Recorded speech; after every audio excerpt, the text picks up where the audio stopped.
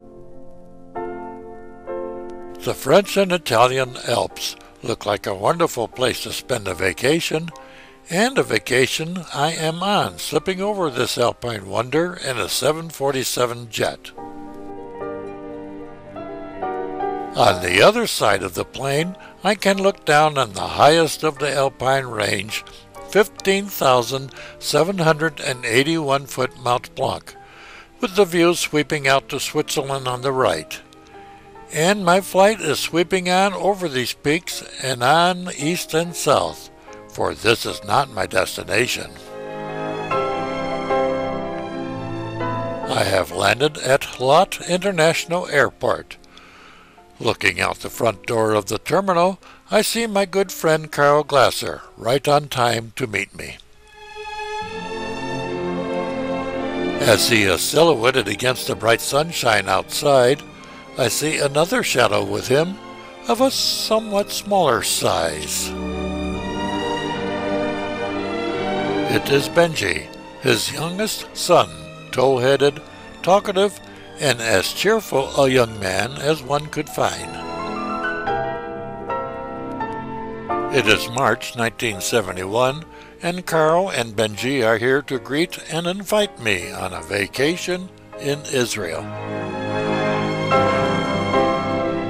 At Karl's home in Herzliya, just north of Tel Aviv, I am greeted by his charming wife, Aviva. I meet the other two boys, Michael and Danny, who at the moment seem to be upstaged by Benji, not minding in the least.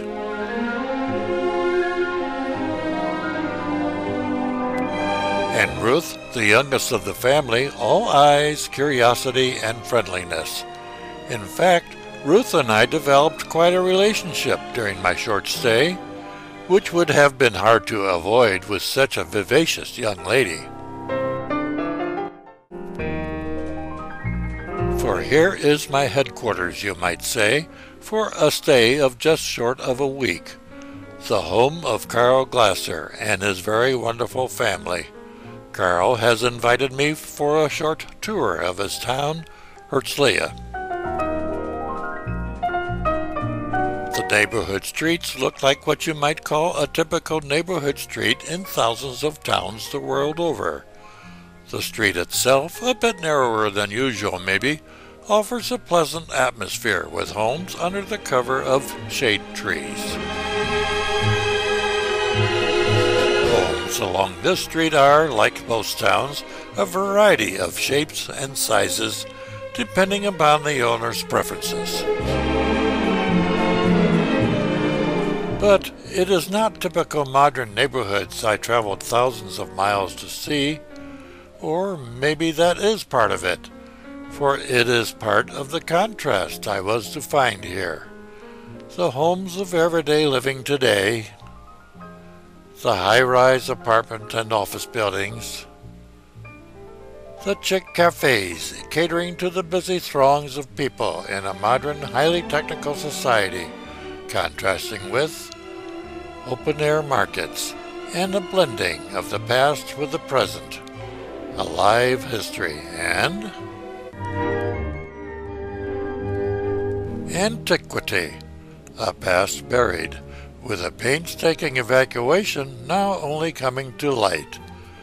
I have 6 days available to spend here, but Karl is to see to it that every minute of that time is utilized in showing me his country, a country as rich and varied as any on this earth. I'm about to take a whirlwind tour of this land of so many contrasts, the land of Israel. We find the first sign of contrast in an age-old land, a land steeped in an ancient vague past, bisected by a strip of today. It's here in the middle of nowhere we come upon a sign of the living past. Children of a tribe of Bedouin tending their sheep. A very proud people from time immemorial. They have always been roamers, and the estimated 20,000 living in Israel have had little concern regarding border lines. Times are changing even for these people as they begin to adapt to the ways of today. We will be following the footsteps of people of antiquity ourselves during my stay here, as evidenced by our trek up the trail to a site of trial and bravery of ancient times, the trail to the top of Masada.